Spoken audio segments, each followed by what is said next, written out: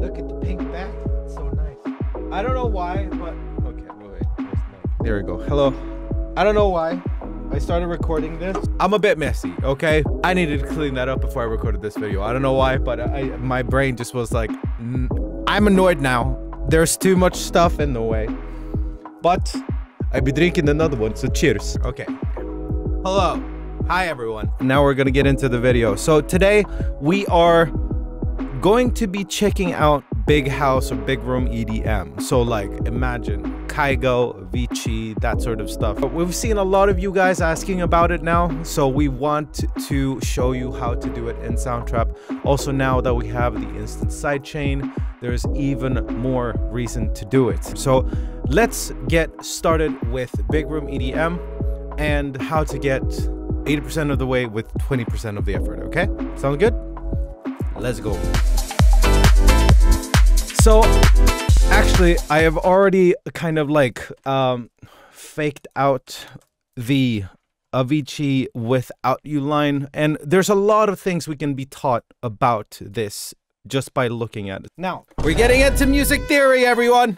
I am not sorry about this, but this is the way it is. So, a regular chord, 3 notes, right? Let's start with the C major, just for the simplicity of it. C, E, and G. Now, these 3 are like pretty closely clustered. What a lot of EDM does, especially when it comes to the layering of a lot of these synths, is that they separate out the 3rd here, so the E, and put it an octave up instead. So it looks like that. That's how you would play it. Now, how this has been programmed is a similar way of doing it. So technically, we have the full chord here. Let's just listen to the first part of it. So technically, we have these 2. I'm going to pull this down. So I hold Command Shift and press down. So now we have the actual chord. So here we go. Ma, ma, ma. So instead of playing it like this, first the root note of the chord up 1 octave. Here. And then we shift the 3rd as well up to there. So now we're playing fits in the bass of these chords, and that is just like the specifics, like the basics of EDM is shifting it so you get a wider spread, because the tighter they are, the less layers you're able to put on these synths. What I'm going to show you now is instead going to this part where we have the full kind of like played thing. But what happens here then? So we have the melody line, we have the bass line, and we have the chord-esque line. Now, with the chords, once you've already put these out, so once we have these basic chords just playing out what we want, so the root note that is being played here is the exact same thing that we want in the bass. So we can just copy this over, send it to the bass, and then there we have it. And then we can start shifting all of these lines as well, etc. as well. So one thing that is also very typical here is to have the 3rd playing at the top.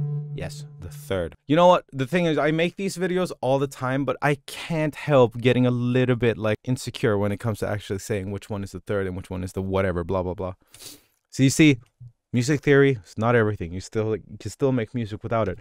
Now, the only thing that I wanted to really show you is that you separate out the chord to give more space so you can layer it more. This is really all you need. So, you know what? Let's do this. Let's start from scratch.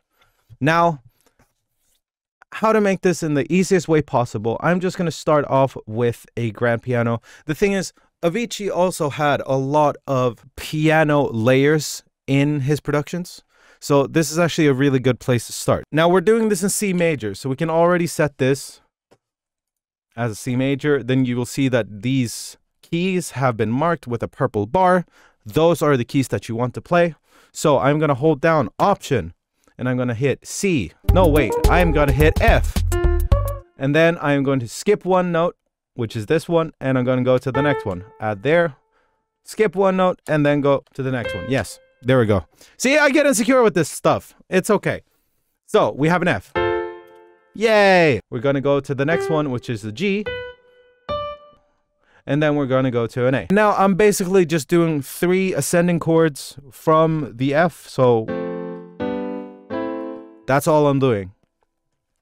And honestly, one thing that I tend to like is to go down to the E actually right before we get to the next chord. So now if we loop this,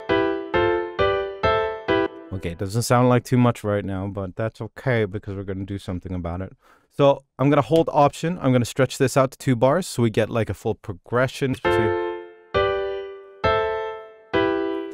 And also one thing to mind is that these EDM tracks have a tendency to be between 124 to 135. And you can switch and you can try out whatever you want. A lot of the new modern tracks are going even faster than that, so try that out if you like it. Now I'm going to base this off of these chords only, and I'm going to show you how the layering works. So now we have the piano. That's it. And if we wanted to just like make something a little bit more interesting with this, let's mark all of them. Let's pull these back.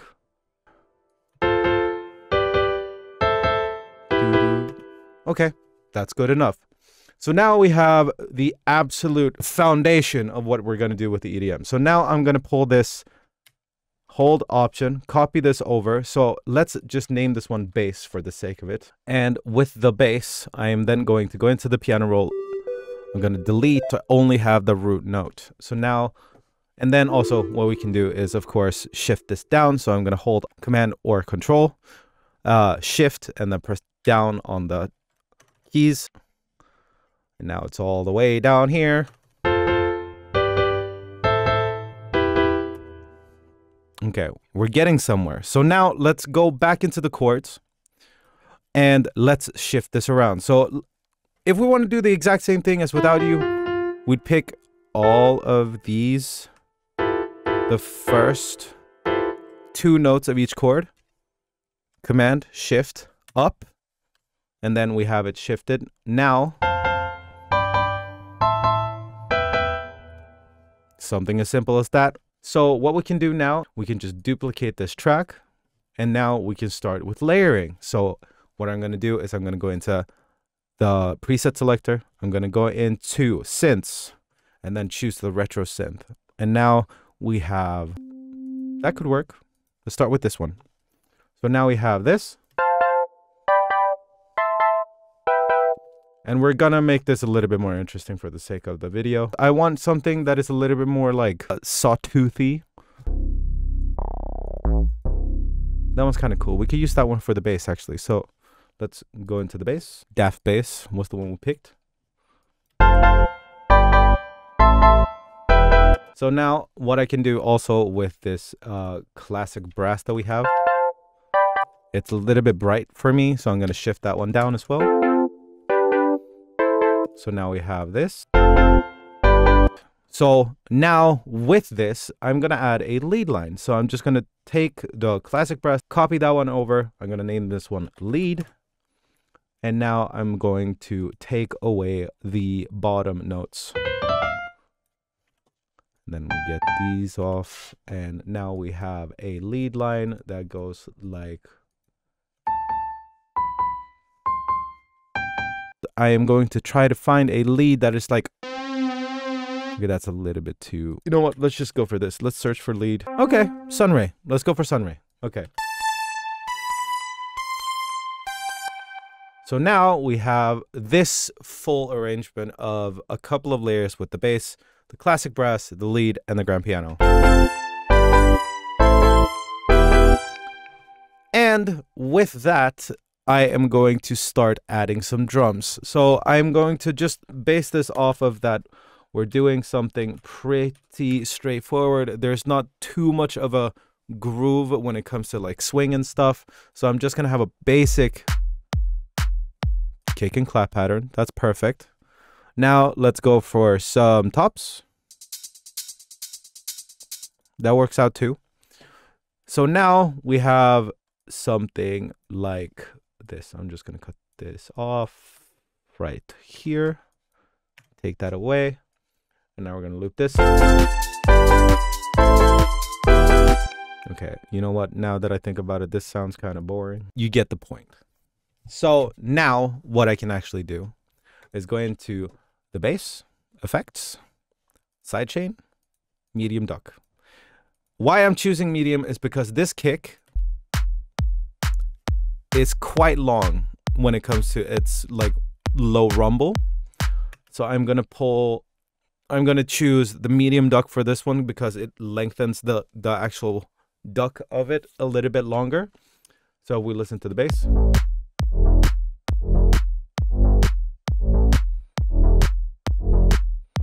So as soon as the kick is coming in, the bass kind of ducks, which is great. So I'm going to do the same thing, and I'm going to copy this over on every single one of these tracks. And this also does give the full production a little bit of a groove. So now that we have this, actually, what do I want to do with this? I'm going to switch this up a little bit, just for the sake of it.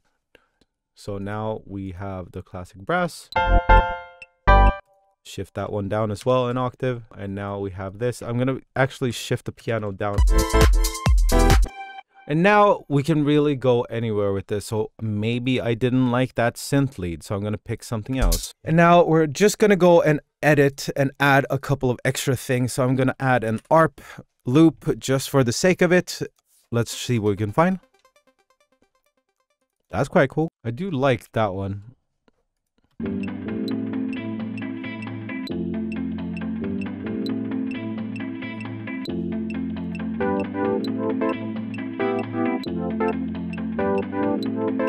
So luckily enough, that one's playing the same chords, so now we don't really need to think about it too much. And what we can do here is yet again add another short or medium duck, more ducks to this, and here we have... Now I'm going to do this. I'm going to make a little bit of an arrangement. So I'm going to pull these one over here. I am going to give, let's say, these to over here. Let's also add the brass, just so we get the chords. And we want these two to come together. So how do we do that? Well, we have a fantastic pack called EFEX. So now we have risers with noise. We can just start pulling these in. I'm going to pull a couple of these in just for the sake of showing you how to use them. So what I want to do now is try to find the peak of it, which you can see the peak is like the highest point of that audio file. For this blue one, we have it right here. So I'm going to pull this one over. And then if you want to be able to get a little bit more of that extra fine detail, you can click and hold and then hit Command or Control, and then you can shift this a little bit extra. Another tip is to also like shift this over to exactly the bar. So I'm holding this and adjusting it to the 2. Makes it a lot easier to move later if you want to move it to another point. So let's say I wanted to move it to here, the 5. Now, if I made that adjustment, I can just move it over to the next bar and that will align perfectly as well. So now I'm going to just pull this one back for the sake of it. Here we have a riser. And luckily that one is bouncing together with the kick. So we got that one going. Let's see what we have else here.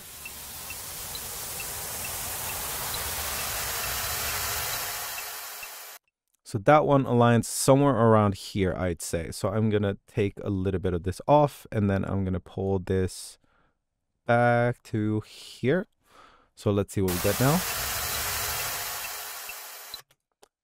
And the same thing really goes for everything right here. So I'm just going to take and align all of these. And now we have something along the lines of a kind of build-up situation. So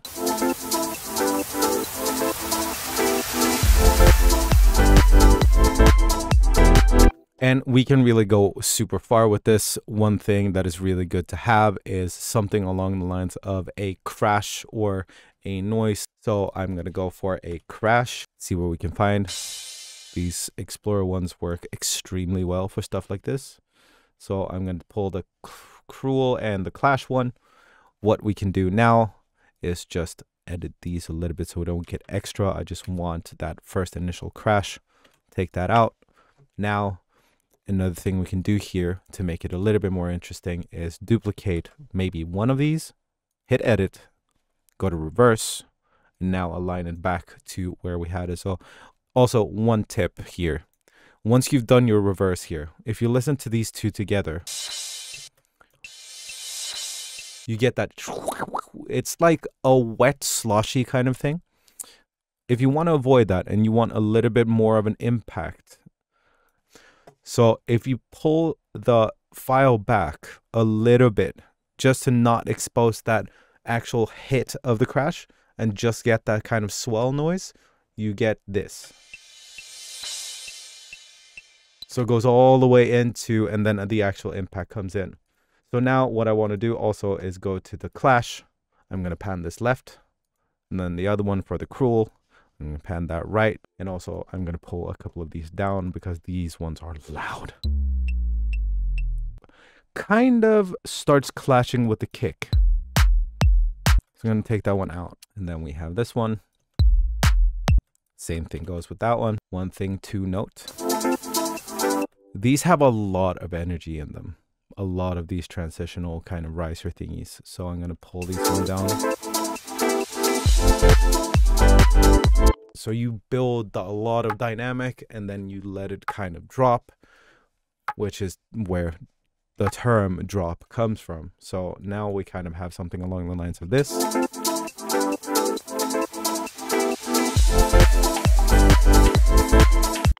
And it's kind of like low key here. So what I want to do is I want this to come through a lot more. So what I'm going to do is I'm going to pull in another dynamic compressor. And if you watched last week's video, we have a little bit of an explanation on how to use this thing to make things come alive a lot more. Also another thing, that's a bit much. Okay, I'm not obsessed with this thing, so I'm taking that one out. This one I like though. But I'm going to restructure the layering a little bit. So I will be back in just a second and then we'll get back into what I did. So what I really did at the end of the day, kept the exact same chords. I just moved around the sort of timing of them a little bit to fit better with this. Ba, ba, ba. So I did the same thing with these chords. So what we can also do in this section is to use automation. And now automation we have here on each track, there is a automation track that you can add. What you can do with this is to make sure that you get a little bit more of that kind of sweeping feeling. So what we have here is going it from very muffled. We're going to add this on each and every one. What you can also do here is you can copy these automation curves. So if we set it on 1 exactly, and then you can just hit Command or Control V, you paste that one in. So you don't have to draw it for each and every single one of them. Just make sure that your play is at the start of where you want it. Now we have a bunch of these and let's listen to it. Also, another thing to note is why am I setting it not to be completely linear all the way? It's because you get that little bit of an extra push right before the drop comes. I don't know if this one's going to work, but that'd be cool if it did. Oh, you know what? That last part of it reminds me of the song Lady. Wait. Okay. Da-da-da-da. Okay, yo, we vibing with this now. Okay, now I got some inspiration. Yo,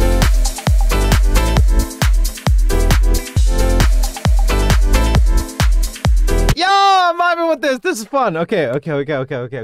This is that was actually kind of nice.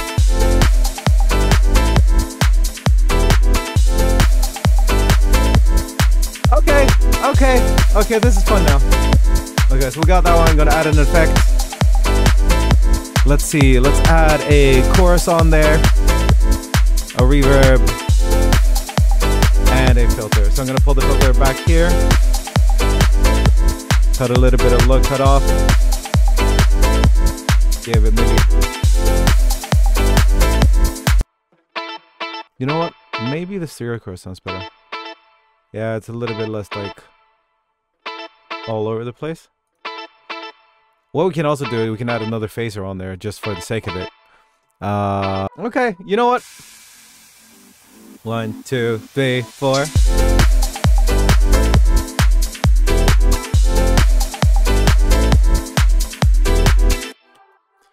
And there we have it. This was a really long video. I'm sorry, but I got like zoned in on this, but that was really fun.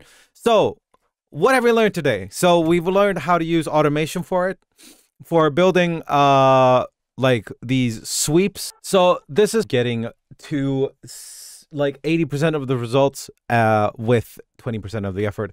Start off with something simple. Start off with just a couple of chords. Then you start layering these out. You can add even more layers than these. Like I have only added 4 layers really for these chords. These ones. But you can go way crazier with this. Also make sure to keep those notes separate so it doesn't sound too kind of like muddy and a little bit overcrowded with all of that noise. Then make sure to add those side chaining things so you make sure that your kick really comes through. It pushes everything else down. And also the retro synth was a really great addition to it. But with all of that said, I hope you enjoyed this video. I hope you enjoyed seeing how I like to think about EDM as a whole, how to make these transitions between 2 different parts. That's a really, really important one to make sure that it sounds cohesive. And yeah, with all that said, I want to thank you so much for watching. If you want me to answer another of your questions, leave them in the comment section down below so I can read them and make another video for you. But with all of that said, thank you so much for watching, and I'll see you in the next one. Peace out.